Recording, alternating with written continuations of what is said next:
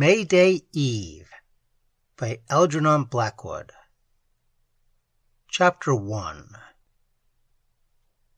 It was in the spring when I at last found time from the hospital work to visit my friend, the old folklorist, in his country isolation, and I rather chuckled to myself, because in my bag I was taking down a book that utterly refuted all his tiresome pet theories of magic and the powers of the soul. These theories were many and various, and had often troubled me. In the first place, I scorned them for professional reasons, and in the second, because I had never been able to argue quite well enough to convince or to shake his faith in even the smallest details, and any scientific knowledge I brought to bear only fed him with confirmatory data. To find such a book, therefore, and to know that it was safely in my bag, wrapped up in brown paper and addressed to him, was a deep and satisfactory joy, and I speculated a good deal during the journey how he would deal with the overwhelming arguments it contained against the existence of any important region outside the world of sensory perceptions.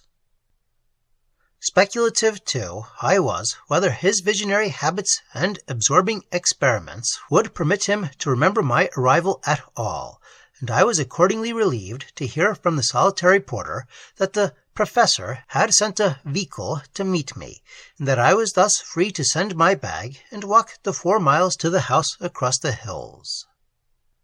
It was a calm, windless evening just after sunset, the air warm and scented and delightfully still. The train, already sinking into distance, carried away with it the noise of crowds and cities and the last suggestions of the stressful life behind me. And from the little station on the moorland, I stepped at once into the world of silent, growing things, tinkling sheep bells, shepherds, and wild, desolate spaces. My path lay diagonally across the turfy hills. It slanted a mile or so to the summit, wandered vaguely another 2 miles among gorse bushes along the crest, past Tom Bassett's cottage by the pines, and then dropped sharply down on the other side, through rather thin woods, to the ancient house where the old folklorist lived and dreamed himself into his impossible world of theory and fantasy. I fell to thinking busily about him during the first part of the ascent, and convinced myself, as usual, that but for his generosity to the poor and his benign aspect, the peasantry must undoubtedly have regarded him as a wizard who speculated in souls and had dark dealings with the world of faerie. The path I knew tolerably well. I had already walked it once before, a winter's day some years ago, and from the cottage onward felt sure of my way. But for the first mile or so there were so many cross cattle tracks, and the light had become so dim that I felt it wise to inquire more particularly.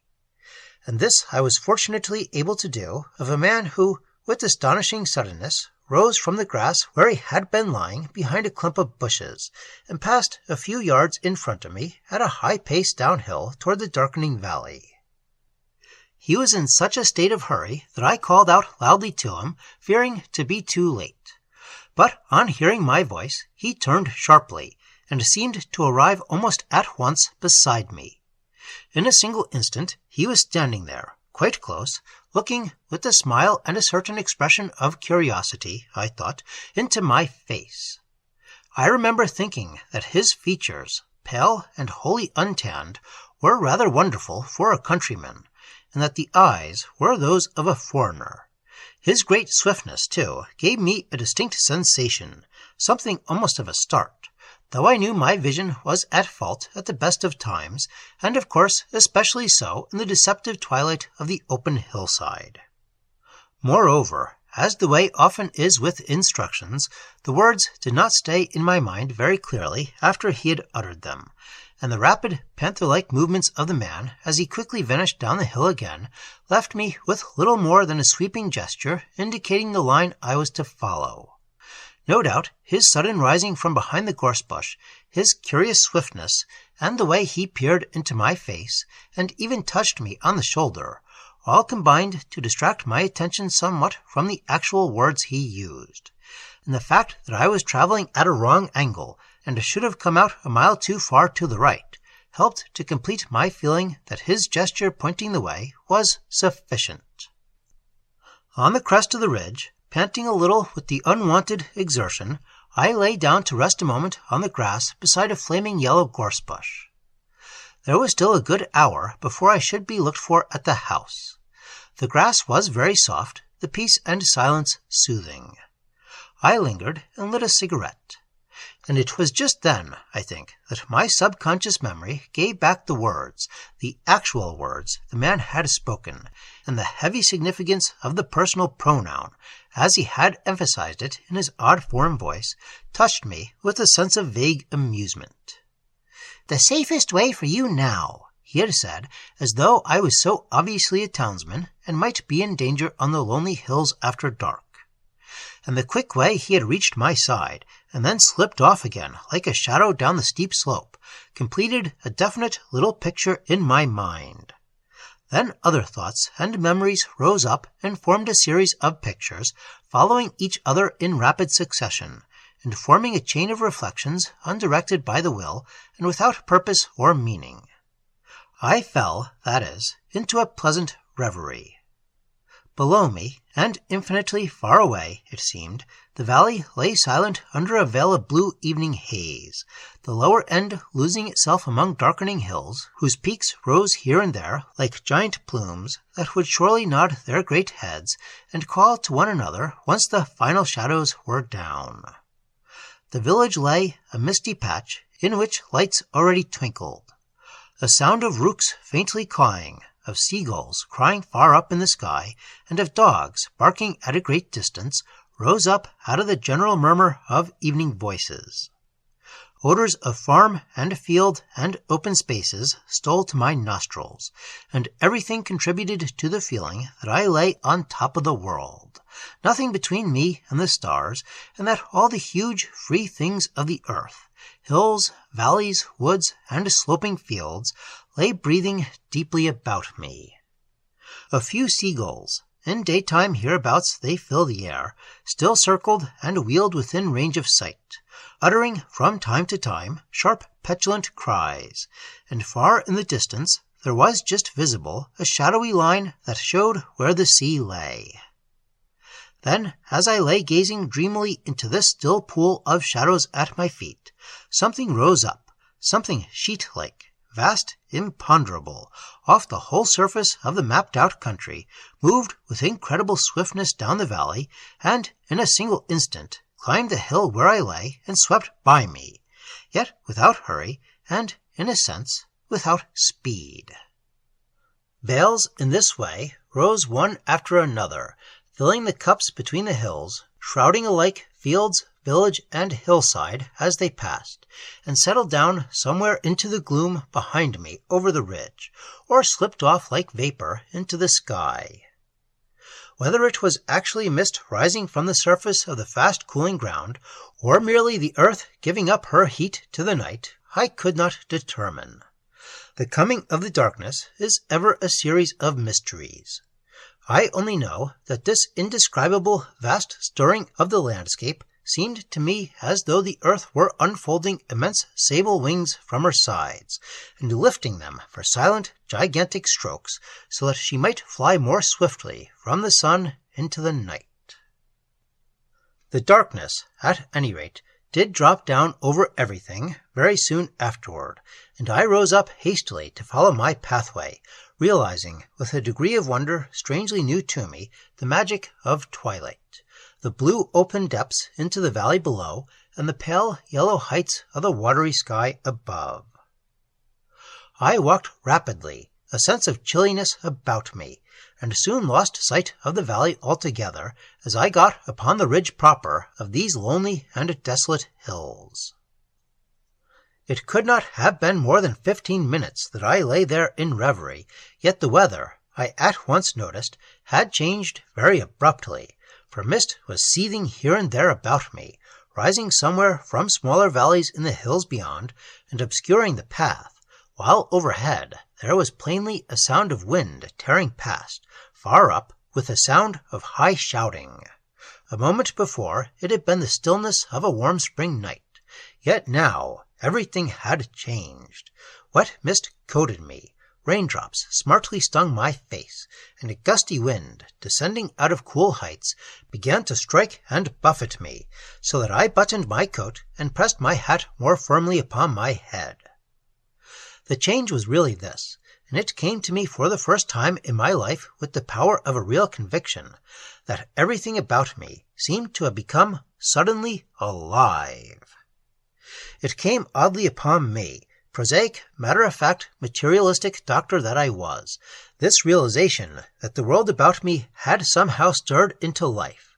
Oddly, I say, because nature to me has always been merely a more or less definite arrangement of measurement, weight, and color, and this new presentation of it was utterly foreign to my temperament.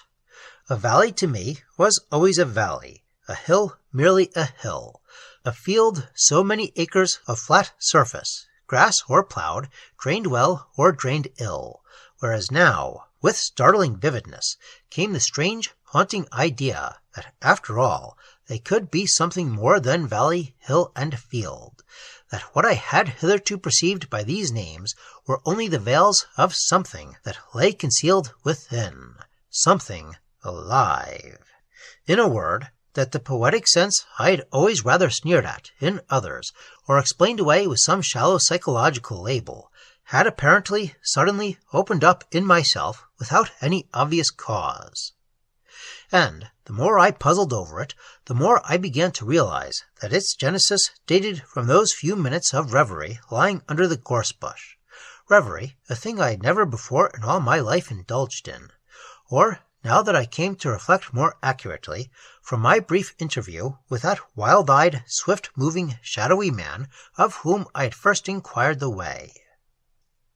I recalled my singular fancy that veils were lifting off the surface of the hills and fields, and a tremor of excitement accompanied the memory. Such a thing had never before been possible to my practical intelligence, and it made me feel suspicious. Suspicious about myself. I stood still a moment. I looked about me into the gathering mist, above me to the vanishing stars, below me to the hidden valley, and then sent an urgent summons to my individuality, as I had always known it, to arrest and chase these undesirable fancies. But I called in vain. No answer came. Anxiously, hurriedly, confusedly, too, I searched for my normal self, but could not find it. And this failure to respond induced in me a sense of uneasiness that touched very nearly upon the borders of alarm.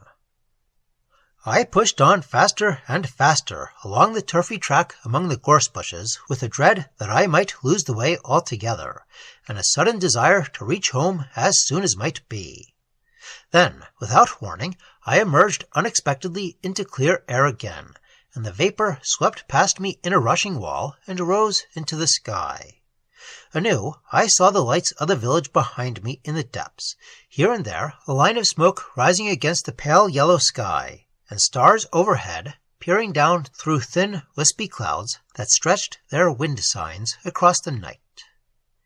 After all, it had been nothing but a stray bit of sea fog driving up from the coast, for the other side of the hills, I remembered, dipped their chalk cliffs straight into the sea, and strange lost winds must often come a-wandering this way with the sharp changes of temperature about sunset.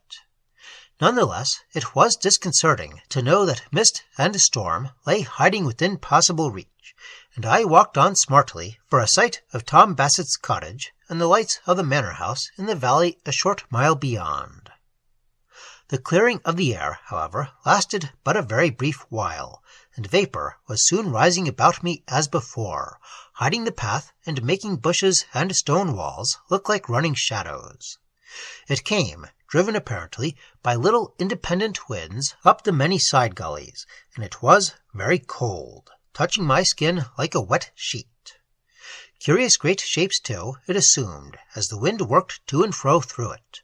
Forms of men and animals, grotesque giant outlines, ever shifting and running along the ground with silent feet, or leaping into the air with sharp cries as the gusts twisted them inwardly and lent them voice. More and more I pushed my pace, and more darkness and vapor obliterated the landscape. The going was not otherwise difficult, and here and there cowslips glimmered in patches of dancing yellow, while the springy turf made it easy to keep up speed. Yet in the gloom I frequently tripped and plunged into prickly gorse near the ground, so that from shin to knee was soon a tingle with sharp pain. Odd puffs and spits of rain stung my face, and the periods of utter stillness were always followed by little shouting gusts of wind, each time from a new direction. Troubled is perhaps too strong a word, but flustered I certainly was, and though I recognized that it was due to my being in an environment so remote from the town life I was accustomed to, I found it impossible to stifle altogether the feeling of malaise that had crept into my heart, and I looked about with increasing eagerness for the lighted windows of Bassett's cottage. More and more little pinpricks of distress and confusion accumulated, adding to my realization of being away from streets and shop windows and things I could classify and deal with. The mist, too, distorted as well as concealed, played tricks with sounds as well as with sights, and once or twice, when I stumbled upon some crouching sheep, they got up without the customary alarm and hurry of sheep, and moved off slowly into the darkness, but in such a singular way that I could almost have sworn they were not sheep at all, but human beings crawling on all fours, looking back and grimacing at me over their shoulders as they went. On these occasions, for there were more than one, I could never get close enough to feel their woolly wet backs, as I should have liked to do, and the sound of their tinkling bells came faintly through the mist, sometimes from one direction, sometimes from another, sometimes all round me as though a whole flock surrounded me, and I found it impossible to analyze or explain the idea I received that they were not sheep bells at all, but something quite different. But mist and darkness and a certain confusion of the senses caused by the excitement of an utterly strange environment can account for a great deal. I pushed on quickly. The conviction that I had strayed from the route grew, nevertheless, for occasionally there was a great commotion of seagulls about me, as though I had disturbed them in their sleeping places. The air filled with their plaintive cries, and I heard the rushing of multitudinous wings, sometimes very close to my head, but always invisible owing to the mist. And once, above the swishing of the wet wind through the gorse bushes, I was sure I caught the faint thunder of the sea, and the distant crashing of waves rolling up some steep-throated gully in the cliffs. I went cautiously after this, and altered my course a little away from the direction of the sound. Yet, increasingly all the time, it came to me how the cries of the seabirds sounded like laughter, and how the everlasting wind blew and drove about me with a purpose, and how the low bushes persistently took the shape of stooping people, moving stealthily past me, and how the mist more and more resembled huge protean figures escorting me across the desolate hills, silently with immense footsteps. For the inanimate world now touched my awakened poetic sense in a manner hitherto unguided, and became fraught with the pregnant messages of a dimly concealed life. I readily understood, for the first time, how easily a superstitious peasantry might people their world, and how even an educated mind might favor an atmosphere of legend. I stumbled along, looking anxiously for the lights of the cottage. Suddenly, as a shape of writhing mist whirled past, I received so direct a stroke of wind that it was palpably a blow in the face. Something swept by with a shrill cry into the darkness. It was impossible to prevent jumping to one side and raising an arm by way of protection, and I was only just quick enough to catch a glimpse of the seagull as it raced past, with sudden altered flight, beating its powerful wings over my head. Its white body looked enormous as the mist swallowed it. At the same moment, a gust tore my hat from my head and flung the flap of my coat across my eyes. but I was well trained by this time, and made a quick dash after the retreating black object, only to find, on overtaking it, that I held a prickly branch of gorse. The wind combed my hair viciously. Then, out of a corner of my eye, I saw my hat still rolling, and grabbed swiftly at it, but just as I closed on it, the real hat passed in front of me, turning over in the wind like a ball, and I instantly released my first capture to chase it. Before it was within reach, another one shot between my feet so that I stepped on it. The grass seemed covered with moving hats, yet each one, when I seized it, turned into a piece of wood, or a tiny gorse bush, or a black rabbit hole, till my hands were scored with prickles and running blood. In the darkness, I reflected, all objects looked alike, as though by general conspiracy. I straightened up and took a long breath, mopping the blood with my handkerchief. Then something tapped at my feet, and on looking down, there was the hat within easy reach, and I stooped down and put it on my head again. Of course, there were a dozen ways of explaining my confusion and stupidity, and I walked along wondering which to select. My eyesight, for one thing, under such conditions, why seek further? It was nothing, after all, and the dizziness was a momentary effect caused by the effort and stooping. But for all that, I shouted aloud, on the chance that a wandering shepherd might hear me. And of course, no answer came, for it was like calling in a padded room, and the mist suffocated my voice and killed its resonance. It was really very discouraging. I was cold and wet and hungry, my legs and clothes torn by the gorse, my hands scratched and bleeding. The wind brought water to my eyes by its constant buffeting, and my skin was numb from contact with the chill mist. Fortunately, I had matches, and after some difficulty, by crouching under a wall, I caught a swift glimpse of my watch, and saw that it was but little after 8 o'clock. Supper, I knew, was at 9, and I was surely over halfway by this time. But here again was another instance of the way everything seemed in a conspiracy against me to appear otherwise than ordinary. For in the gleam of the match, my watch-glass showed as the face of a little old grey man, uncommonly like the folklorist himself, peering up at me with an expression of whimsical laughter. My own reflection it could not possibly have been, for I am clean-shaven, and this face looked up at me through a running tangle of grey hair. Yet a second and third match revealed only the white surface with the thin black hands moving across it. Chapter 2. And it was at this point, I well remember, that I reached what was for me the true heart of the adventure, the little fragment of real experience I learned from it and took back with me to my doctor's life in London, and that has remained with me ever since and helped me to a new sympathetic insight into the intricacies of certain curious mental cases I had never before really understood. For it was sufficiently obvious by now that a curious change had been going forward in me for some time, dating so far as I could focus my thoughts sufficiently to analyze, from the moment of my speech with that hurrying man of shadow on the hillside. And the first deliberate manifestation of the change, now that I looked back, was surely the awakening in my prosaic being of the poetic thrill. My sudden, amazing appreciation of the world around me as something alive. From that moment, the change in me had worked ahead subtly, swiftly. Yet so natural had been the beginning of it, that although it was a radically new departure for my temperament, I was hardly aware at first of what had actually come about. And it was only now, after so many encounters, that I was forced at length to acknowledge it.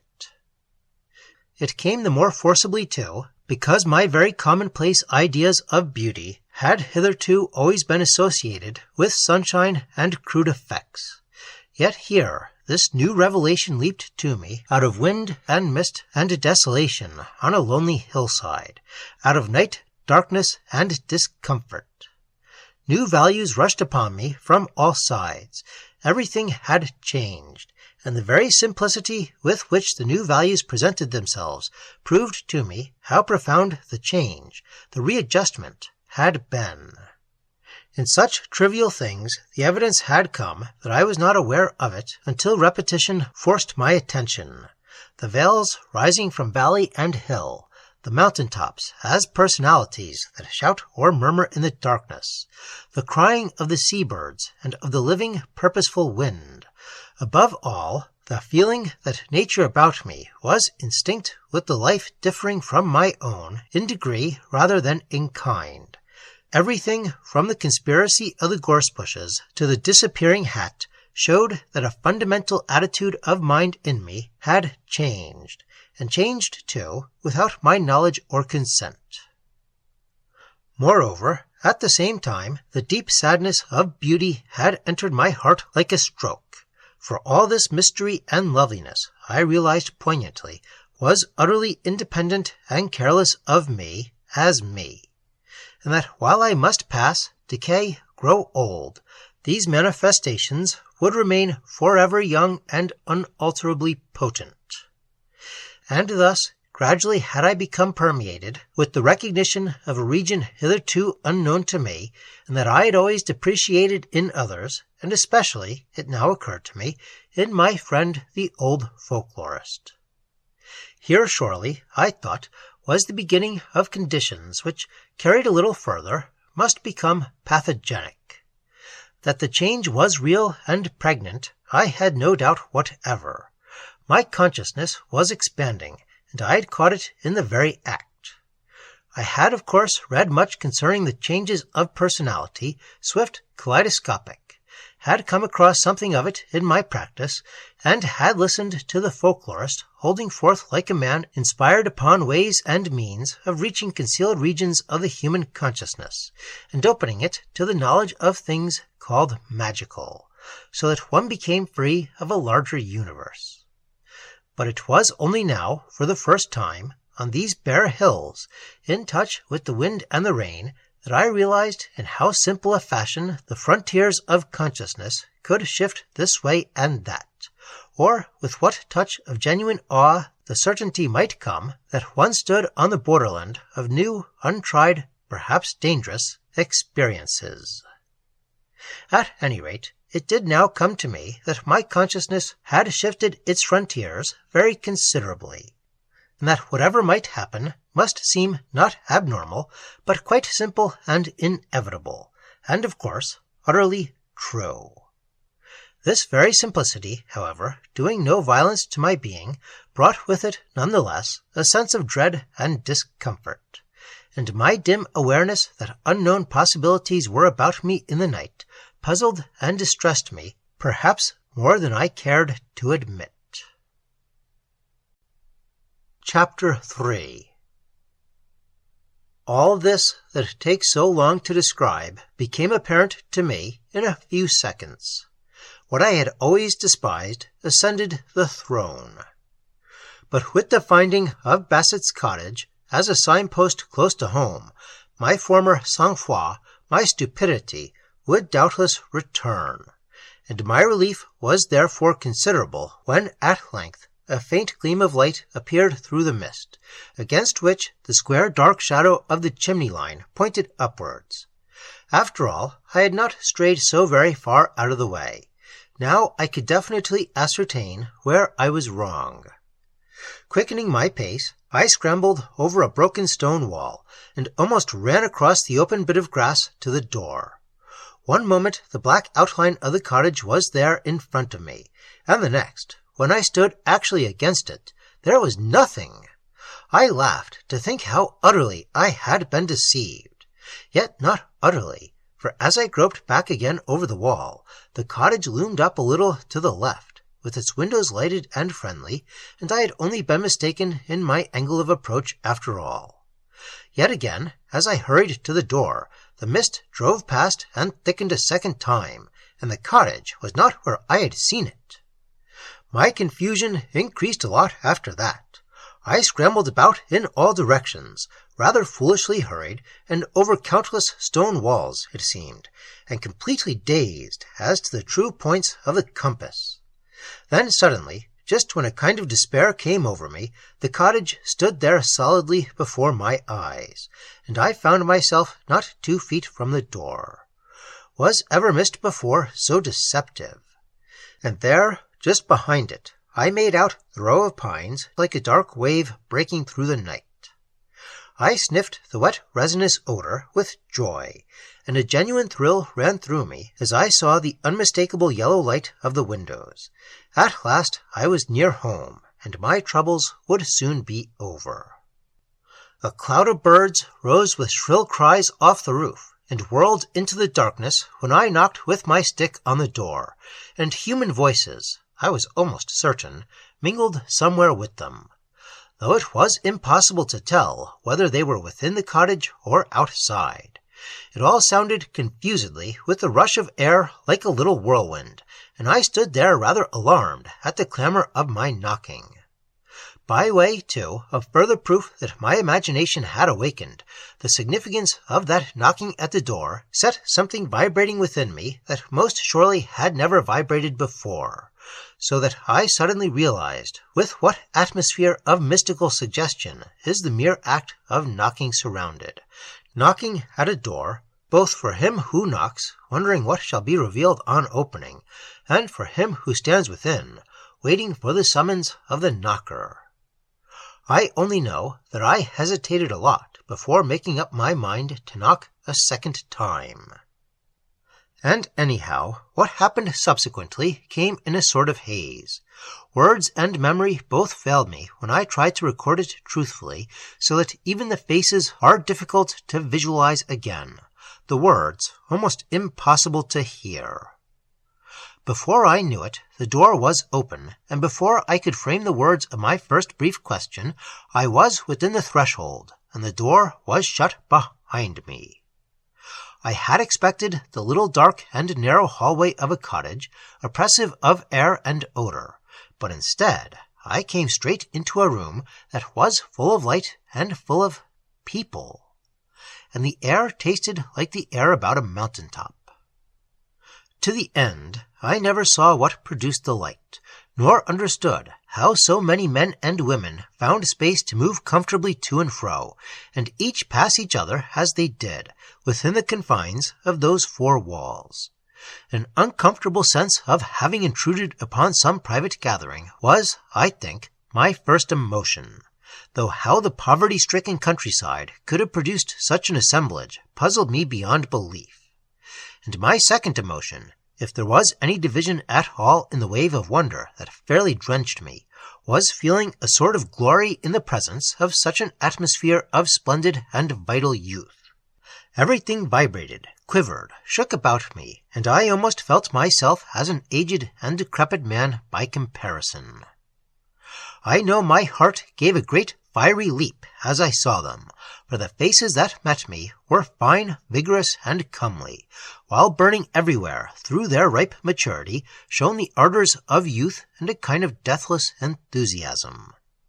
Old, yet eternally young, they were, as rivers and mountains count their years by thousands, yet remain ever youthful. And the first effect of all those pairs of eyes lifted to meet my own was to send a whirlwind of unknown thrills about my heart, and make me catch my breath with mingled terror and delight.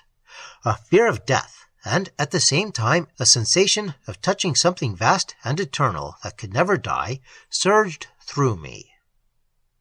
A deep hush followed my entrance as all turned to look at me.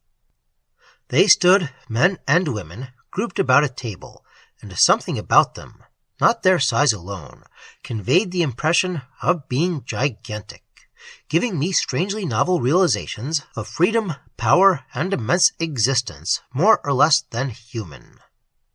I can only record my thoughts and impressions as they came to me, and as I dimly now remember them. I had expected to see old Tom Bassett crouching half asleep over a peat fire, a dim lamp on the table beside him, and instead this assembly of tall and splendid men and women stood there to greet me, and stood in silence. It was little wonder that at first the ready question died upon my lips, and I almost forgot the words of my own language. "I thought this was Tom Bassett's cottage," I managed to ask at length, and looked straight at the man nearest me across the table. He had wild hair falling about his shoulders, and a face of clear beauty.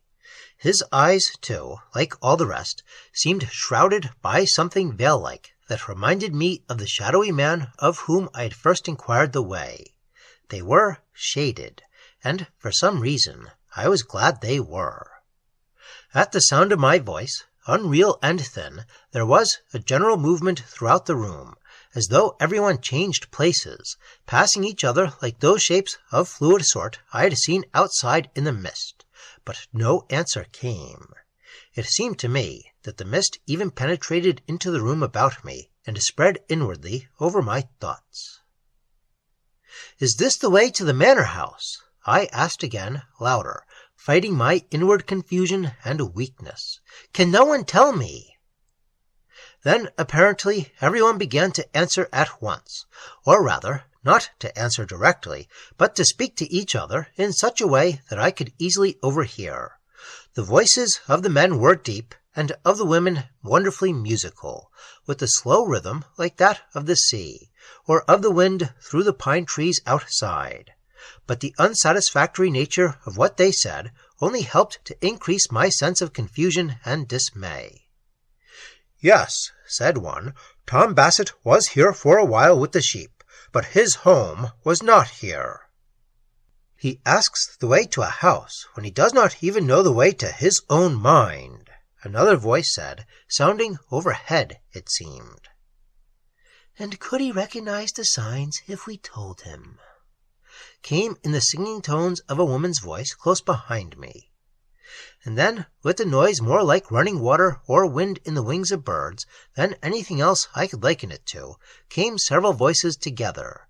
"And what sort of way does he seek? The splendid way, or merely the easy?"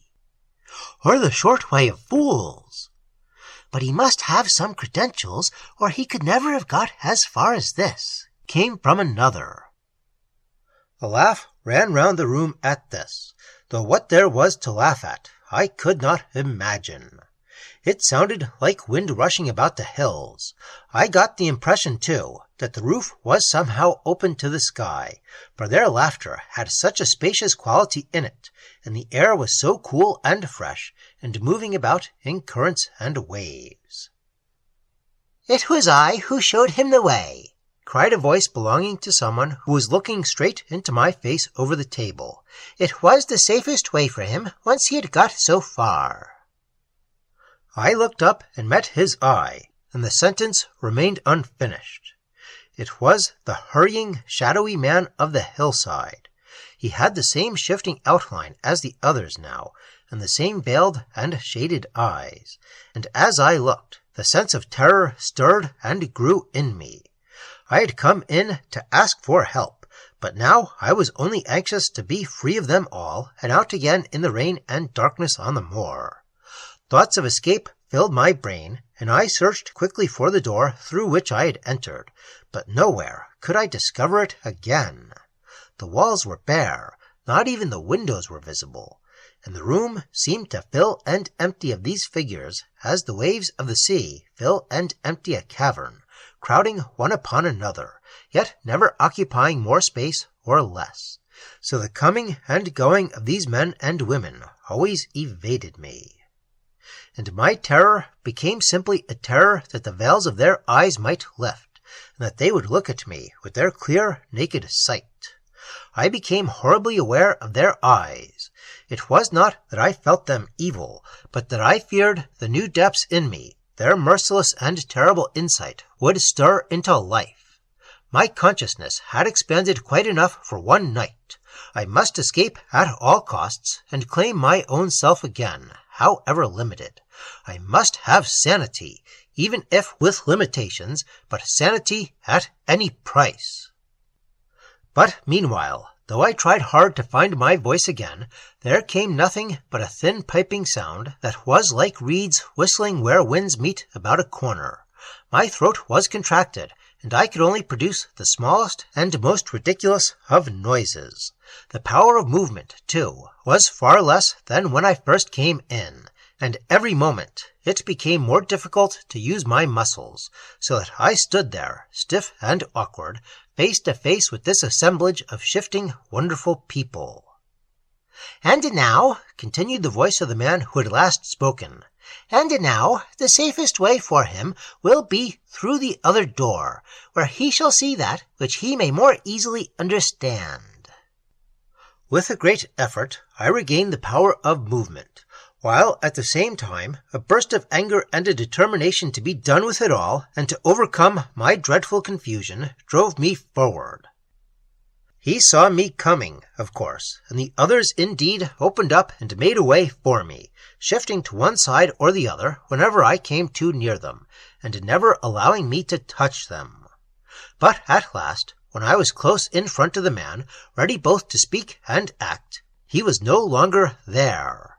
I never saw the actual change, but instead of a man, it was a woman. And when I turned with amazement, I saw that the other occupants, walking like figures in some ancient ceremony, were moving slowly toward the far end of the room. One by one, as they filed past, they raised their calm, passionless faces to mine, immensely vital, proud, austere, and then, without further word or gesture, they opened the door I had lost and disappeared through it one by one into the darkness of the night beyond. And as they went, it seemed that the mist swallowed them up, and a gust of wind caught them away, and the light also went with them, leaving me alone with the figure who had last spoken. Moreover, it was just here that a most disquieting thought flashed through my brain with unreasoning conviction, shaking my personality, as it were, to the foundations. Namely, that I had hitherto been spending my life in the pursuit of false knowledge, in the mere classifying and labeling of effects, the analysis of results, scientific so-called, whereas it was the folklorist, and such like, who with their dreams and prayers were all the time on the path of real knowledge, the trail of causes, that the one was merely adding to the mechanical comfort and safety of the body, ultimately degrading the highest part of man and never advancing the type, while the other...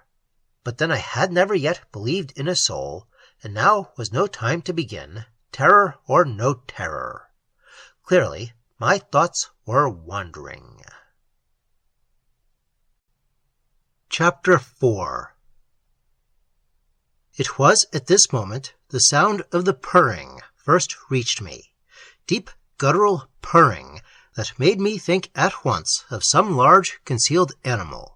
It was precisely what I had heard many a time at the zoological gardens, and I had visions of cows chewing the cud, or horses munching hay in a stall outside the cottage. It was certainly an animal sound, and one of pleasure and contentment. Semi-darkness filled the room. Only a very faint moonlight, struggling through the mist, came through the window, and I moved back instinctively toward the support of the wall against my back. Somewhere, through openings, came the sound of the night driving over the roof, and far above I had visions of those everlasting winds streaming by with clouds as large as continents on their wings. Something in me wanted to sing and shout, but something else in me, at the same time, was in a very vivid state of unreasoning terror. I felt immense yet tiny, confident yet timid, a part of huge universal forces, yet an utterly small, personal, and very limited being. In the corner of the room on my right stood the woman. Her face was hid by a mass of tumbling hair that made me think of living grasses on a field in June. Thus her head was partially turned from me, and the moonlight, catching her outline, just revealed it against the wall like an impressionist picture. Strange hidden memories stirred in the depths of me, and for a moment I felt that I knew all about her. I stared about me quickly, nervously, trying to take in everything at once.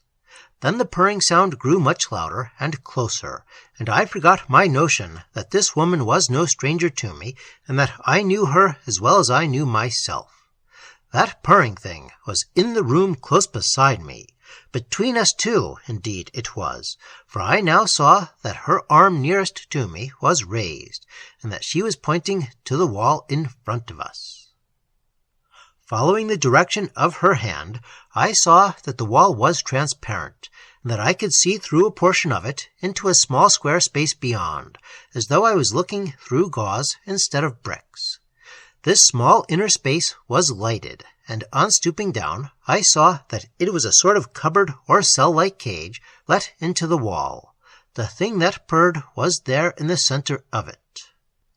I looked closer. It was a being, apparently a human being, crouched down in its narrow cage, feeding. I saw the body stooping over a quantity of coarse-looking, piled-up substance that was evidently food. It was like a man huddled up. There it squatted, happy and contented, with the minimum of air, light, and space, dully satisfied with its prisoned cage behind the bars, utterly unconscious of the vast world about it, grunting with pleasure, purring like a great cat, scornfully ignorant of what might lie beyond. The cell, moreover, I saw was a perfect masterpiece of mechanical contrivance and inventive ingenuity.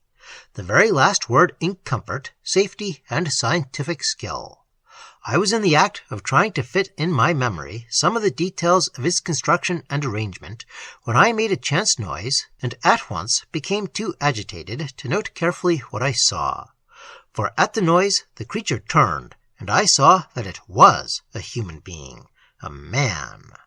I was aware of a face close against my own as it pressed forward, but a face with embryonic features impossible to describe and utterly loathsome, with eyes, ears, nose, and skin only just sufficiently alive and developed to transfer the minimum of gross sensation to the brain.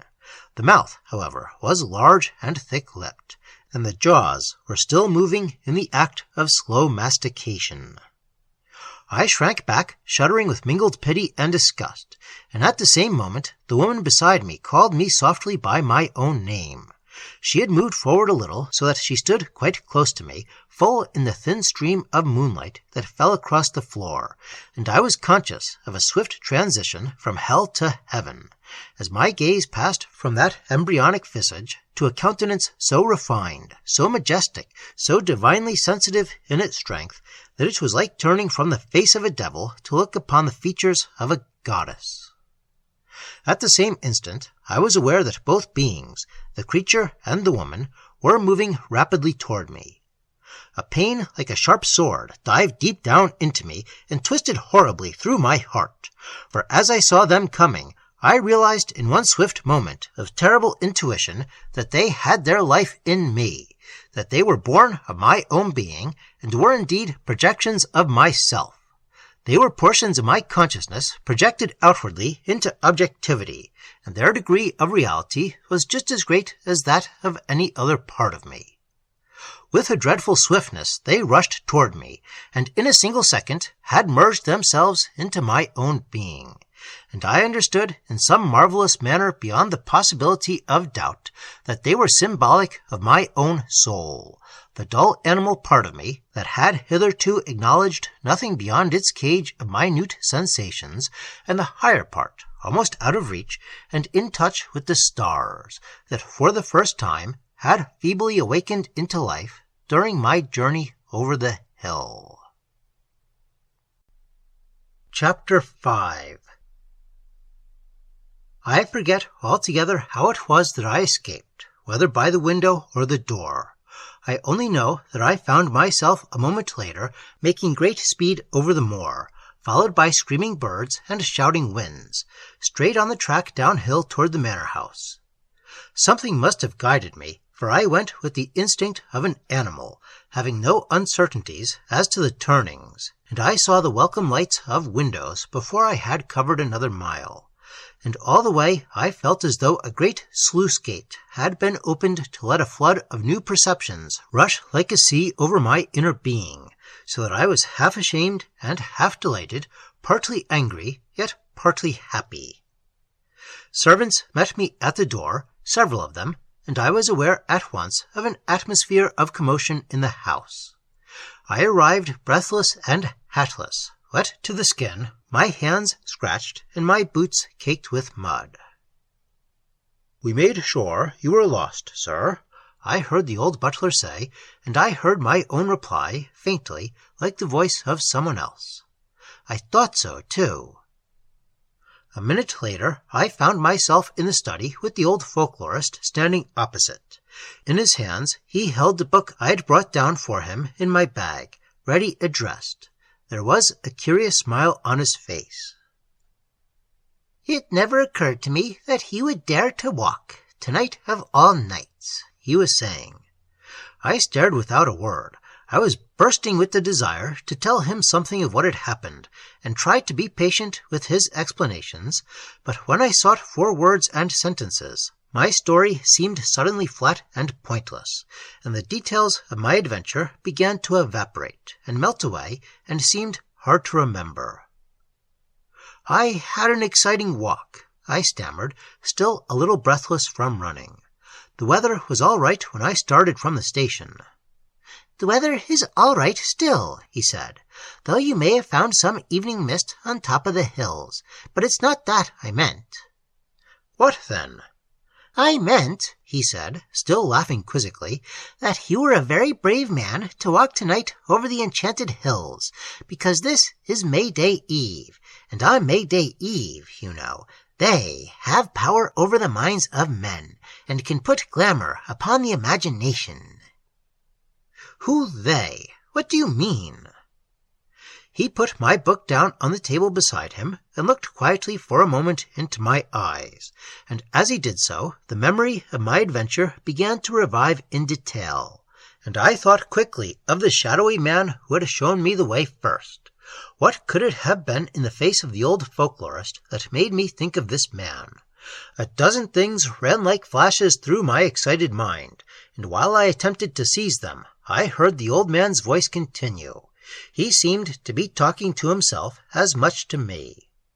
"The elemental beings you have always scoffed at, of course, they who operate ceaselessly behind the screen of appearances, and who fashion and mold the moods of the mind, and an extremist like you, for extremes are always dangerously weak, is their legitimate prey."